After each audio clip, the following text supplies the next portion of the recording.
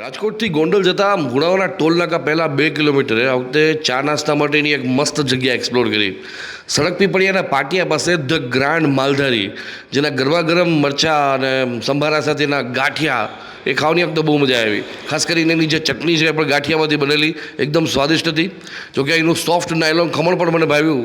જોકે માત્ર અહીંયા બે જ વસ્તુ નથી, સમોસા પણ મળી રહેશે અને ગરમા ગરમ ગાંઠિયાની સાથે ભજીયા પણ તમને ઉતારીને આપવામાં આવે.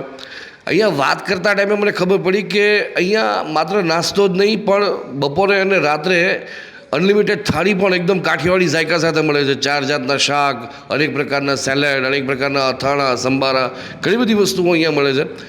જોકે નેક્સ્ટ ટાઈમ જ્યારે અહીંથી નીકળશું ત્યારે એમની થાળી પણ એક્સપ્લોર કરશું. અહીંની જગ્યા પણ એકદમ હવા ઉજાસવાળી અને એકદમ વાતાવરણ સરસ ગામઠી છે. અહીંના ઓનર સાથે મળ્યા પછી ખબર પડી કે જગ્યા ભલે નવી રહી પણ એમનો અનુભવ બહુ જૂનો છે. આપણે મળશું નવા વિડીયોમાં. આ વિડીયો તમને કેવો લાગ્યો કહેવાનું ભૂલતા નહીં. જય જય ગરવી ગુજરાત.